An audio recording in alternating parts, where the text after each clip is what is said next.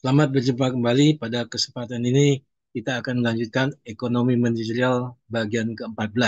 Kali ini kita akan membicarakan tentang pasar monopoli. Bagaimana pembiayaan dalam pasar monopoli, kemudian berapa banyak key yang harus dijual agar dia mencapai keuntungan yang optimum.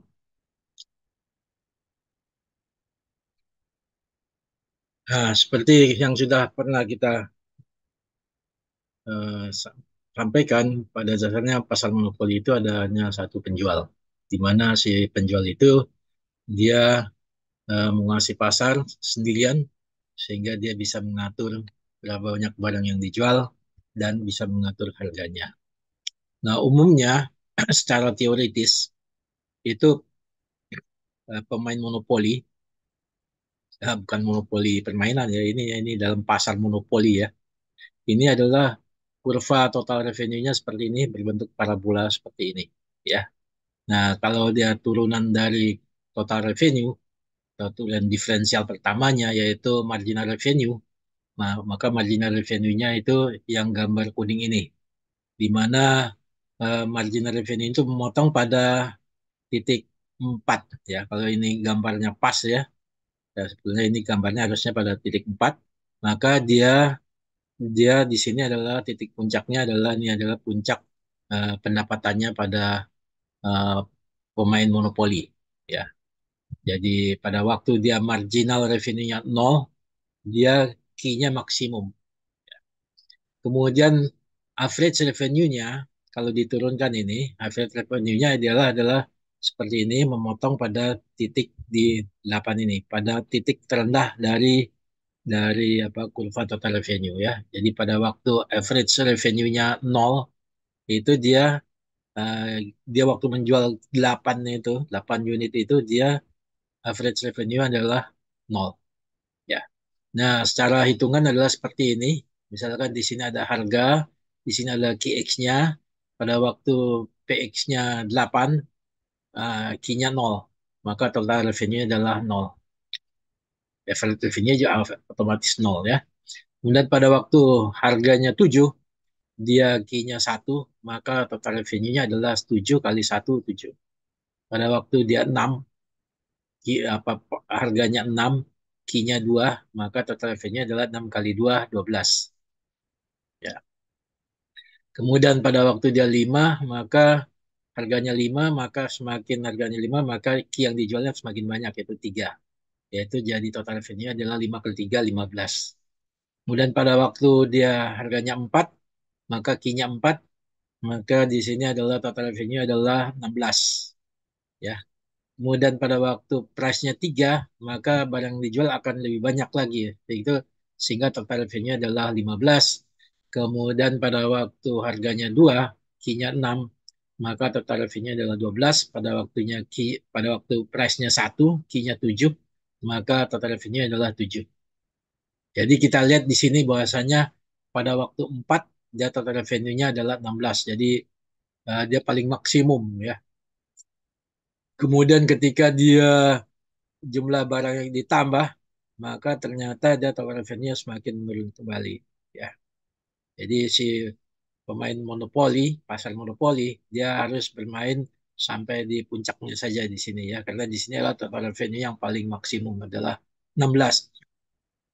Kemudian average revenue-nya adalah TR dibagi dengan QX, yaitu 7, 12 bagi 2, 6, kemudian 15 bagi 3, 5, 16 bagi 4, 4, 15 bagi 5, 3, 12 bagi 6, 2, 7 bagi 1, 7 bagi 7, 1. Ya. Sehingga kalau kita lihat di sini adalah AR-nya sama dengan AR-nya itu sama dengan PX ya. Jadi AR itu sama dengan PX atau ya AR-nya sama dengan PX. Kemudian marginal revenue adalah 7 dikurangi 0 dibagi 1 kurang 0, 7. Kemudian 12 dikurangi 7 dibagi 2 kurang 1, 5 ya. Kemudian 15 dikurangi 12 dibagi 3 kurang 2 sama dengan 3 ya. Kemudian 16 dikurangi 15, 1 ya. Dibagi 4 kurang 3, 1 sama dengan 1. Ya. Kemudian 15 dikurangi 16 minus 1 dibagi 5 kurang 4 sama dengan minus 1. Kemudian 12 kurang 15 minus 3 dibagi 6 kurang 5 sama dengan minus 3. Kemudian yang terakhir 7 dikurangi 12 minus 5 dibagi 7 kurang 6. 1 jadi minus 5. Ya. Jadi di sini terlihat bahwasanya pada waktu 4 itu marginal revenue-nya pada waktu 4 itu sebetulnya di sini mendekati 0 ya. Jadi marginal revenue-nya 0. Kalau marginal revenue-nya 0, berarti dia maksimum di total revenue adalah maksimum. Dan produk yang bisa dijual adalah sebanyak 4. Ya, key-nya sama dengan 4. Jadi pada waktu key 4, kemudian average punya 4, kemudian total revenue paling maksimum, marginal revenue-nya adalah mendekati 0 atau sama dengan 0 ya. Jadi itu ciri-ciri khas dari pasar monopoli. Yang monopolinya ini yang memang betul-betul monopoli ya.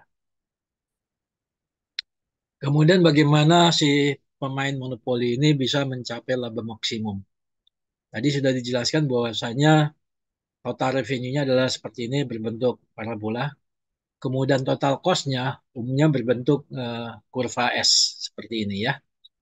Nah, nah, kemudian dari pelajaran yang terdahulu bahwasanya laba maksimum itu akan dicapai pada waktu marginal cost sama dengan marginal revenue atau turunan pertama atau diferensial daripada total cost sama dengan turunan pertama dari total revenue.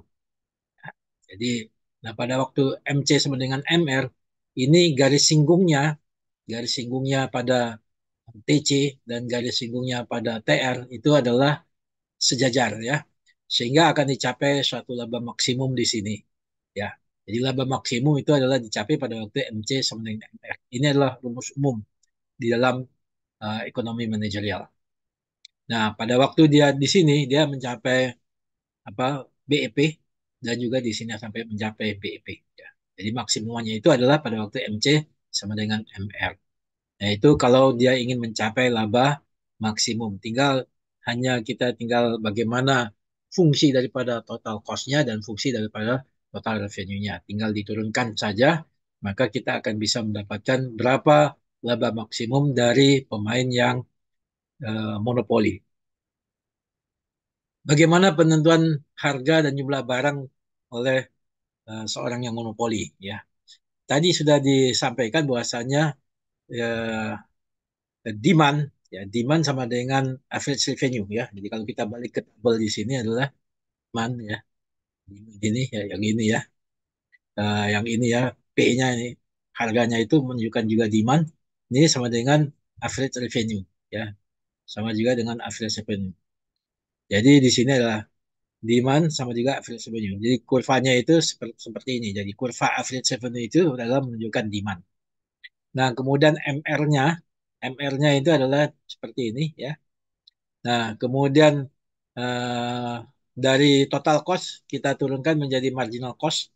Kemudian buat kita bagi dengan key-nya maka kita dapatkan average cost seperti ini ya.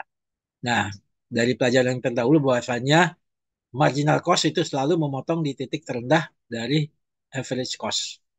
Nah, dalam menentukan banyaknya jumlah barang itu terjadinya adalah antara perpotongan antara marginal cost dengan marginal revenue, yaitu titik ini. Jadi titik ini adalah titik potong antara marginal cost dan marginal revenue. Kemudian ini kita tarik ke bawah, tegak lurus ke bawah ya.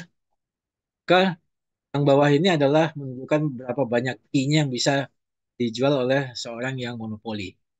Kemudian berapa harganya itu akan kita tarik ke atas yang memotong kurva demand atau kurva average revenue. Kemudian tegak lurus ke samping ke kurva ke sumbu tegak yaitu harga, maka inilah harganya. Jadi pada waktu si monopoli itu menjual sebanyak Q, maka itu harganya adalah sebesar P. Ya. Jadi kembali lagi untuk menentukan key atau X ini atau harga itu adalah terjadi karena perpotongan antara marginal cost dengan marginal revenue dan ditarik tegak lurus ke bawah ini kita mendapatkan key-nya atau jumlah barangnya, kemudian ke atasnya itu kita akan mendapatkan price-nya. Kemudian bagaimana mendapatkan keuntungannya? Dapat keuntungannya adalah dari garis yang tegak lurus ini memotong average revenue, memotong dari yang garis tegak lurus ini memotong average cost. Dari average cost ini kemudian ditarik ke sebelah kiri ke sumbu tegak, maka ini adalah besarnya cost-nya. Sehingga besarnya keuntungan yang diperoleh oleh seorang yang pemain monopoli, maka dia adalah sebesar garis sebesar segi empat ini. Yaitu adalah besarnya profit atau keuntungan yang diperoleh oleh seorang pemain yang monopoli. Nah, demikianlah penjelasan bagaimana penentuan harga dan penentuan jumlah barang dan laba maksimum pada pemain uh, monopoli, pada pasar monopoli. Semoga penjelasan ini bermanfaat.